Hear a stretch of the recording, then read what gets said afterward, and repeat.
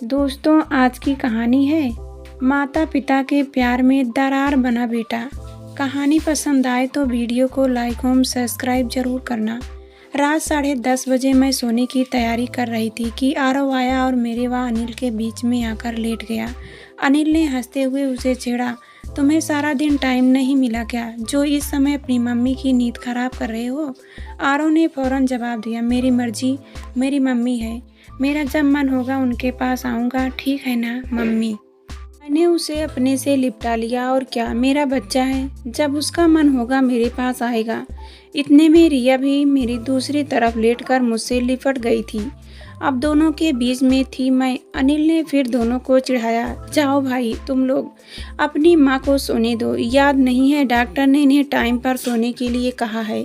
इस बार रिया ने कहा, यह हमारा फैमिली टाइम है ना पापा, इसी समय तो इकट्ठा होते हैं चारों, है ना माँ, दिन भर तो सब कुछ ना कुछ करते रहते हैं, थोड़ा सा लेट हो जाएगा तो चलेगा ना माँ, मैंने स्नेह कहा।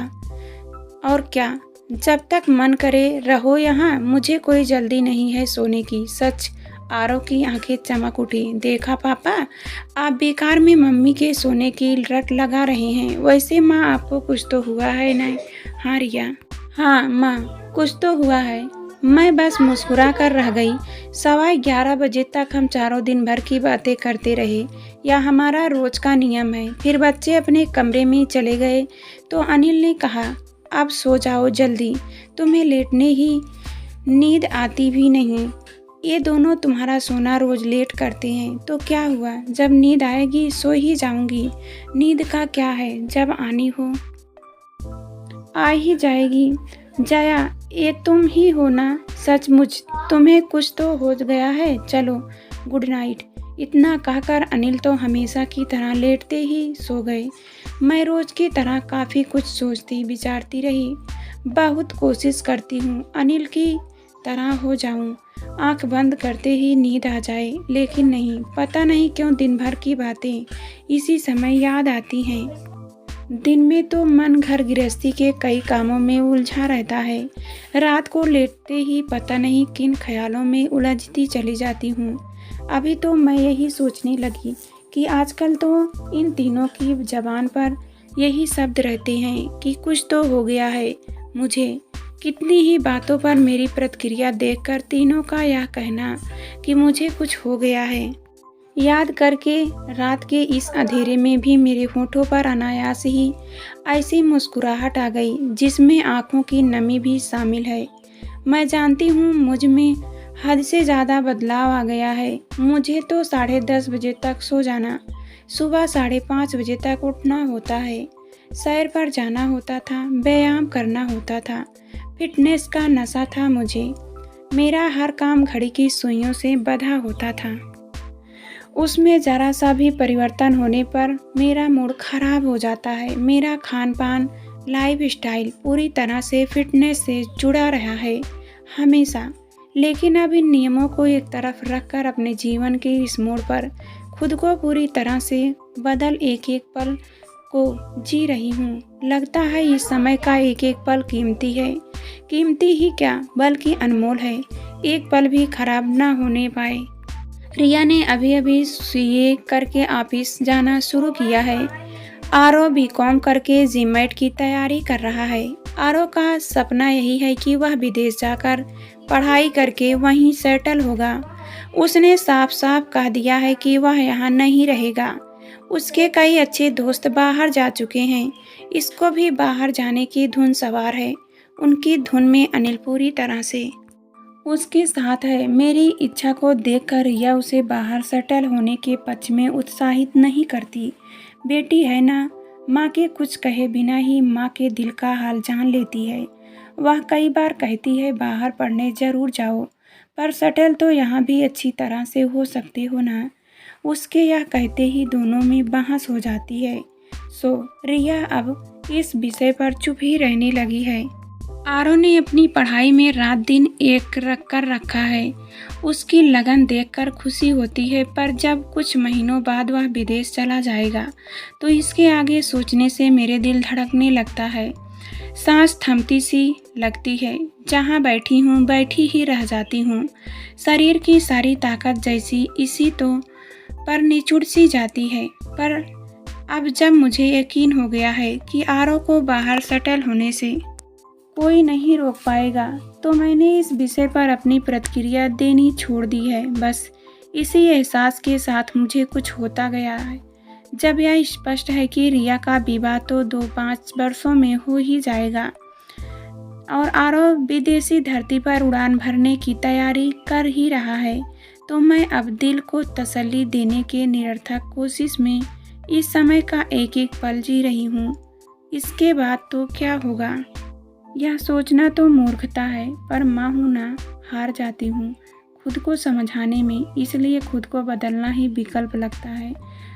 अब जब अनिल के टूर पर जाने के बाद आरव की फरमाइश शुरू हो जाती है कि मम्मी चलो ना पिज्ज़ा ऑर्डर करते हैं, तो मैं उसे अब पहले की तरह मना नहीं कर पाती।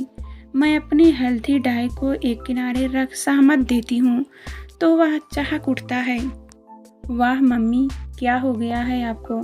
पहले मेरी शर्त होती थी मंगवा लो, पर मुझे मत कहना खाने के लिए, मैं नहीं खाऊंगी।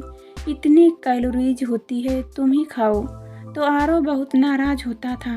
वह कहता था एक दिन मेरे साथ खा लोगी तो कुछ हो ही नहीं जाएगा। मैं हमेशा हल्का फुल्का खाना ही खाती थी। उसके कहने पर अब मैं भी उसके साथ बैठकर खाती हूँ। वह बहुत खुश होता है। अपने स्पेशल मील की फ़ोटो खींचकर हमारी फैमिली के व्हाट्सएप ग्रुप पर अनिल और रिया को दिखाने के लिए भेजता है। साथ में मैसेज भी होता है, देखा माँ बेटा कितना एंजॉय कर रही हैं। फौरन रिया और अनिल का जवाब आता है, कुछ हो गया है जया को? मम्मी क्या हो गया है आपको? आजकल आरव कोचिंग जाता है, घर में भी पढ़ाई में व्यस्त रहता है, बीच बीच में उसकी फरमाइशों का इंतज़ार करने लगा है मुझे। कभी अचानक कहेगा मम्मी चलो आइसक्रीम खाने पूल कैब चलते हैं। मैं उसकी स्कूटी पर बैठकर फौरन चल देती हूँ। वह स्कूटी पर मेरे बैठने पर हैरान तो होता है, क्योंकि कमर दर्द के चलते मेरी डॉक्टर ने मुझे स्कूटी पर बैठने के लिए मना किया है, मुझे कोई झटका न लगे इस बात की वह परवाह करता है। कभी वह फ्रेंड्स के साथ फिल्म का नाइट शो देखने जाने की बात करता है, तो मैं पहले की तरह मना नहीं कर पाती। अनिल तो कह भी देते हैं किसी बात के लिए तो कभी डांटो उसे, इस पर वह मुझसे लिपट जाता है। आजकल सुबह से रात तक मेरे मन में यही चलता रहता है कि कैसे रहती है वे माएँ जिनके बच्चे 7 समंदर दूर जाकर बस जाते हैं। फ़ोन पर या स्काइप पर बात करके तसल्ली होती होगी। बच्चों का या स्पर्श, गले में बाँह डालकर लिपट जाना, चिपटना, फरमाइश करना, उनका परेशान करना, उनका प्यार करना, जब याद आता होगा कैसे दिल को समझाती होगी वे माएँ। आजकल मुझे अकेले रहना अच्छा लगने लगा है। आंखें कभी भी बरस पड़ती हैं, कोई देखने वाला तो नहीं होता है ना। किसी से मिलने पर, किसी फ्रेंड के साथ बैठने पर यही टॉपिक छिड़ जाता है, जिससे मैं आजकल बस्ती घूमती हूँ। कई दिनों तक मेरे किसी से न मिलने पर रिया टोक ही देती है, मम्मी जया करो ना किसी फ्रेंड से मिलने, क्यों इसके साथ हमेशा घर में बैठी रहती हो। सच तो यही है कि ऐसा लगता है कि किसी और के साथ तो कुछ दिनों बाद कभी भी बैठ जाऊंगी। आरव के साथ फिर कहाँ समय मिलेगा, ये पल तो फिर कभी भी नहीं आएंगे ना। जीवन की आपाधापी में फिर उसके पास समय कहाँ होगा। जानती भी हूँ कि हर बच्चे को अपना जीवन अपने ढंग से जीने का अधिकार है।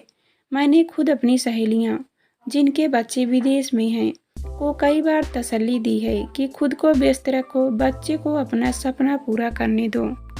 फ़ोन पर तो बात होती है ना, बगैर पर जब बात खुद पर आई है तो अपने दिल को समझाना, अपने कलेजे के टुकड़े से दूर होने के लिए खुद को तैयार करना आसान नहीं लग रहा।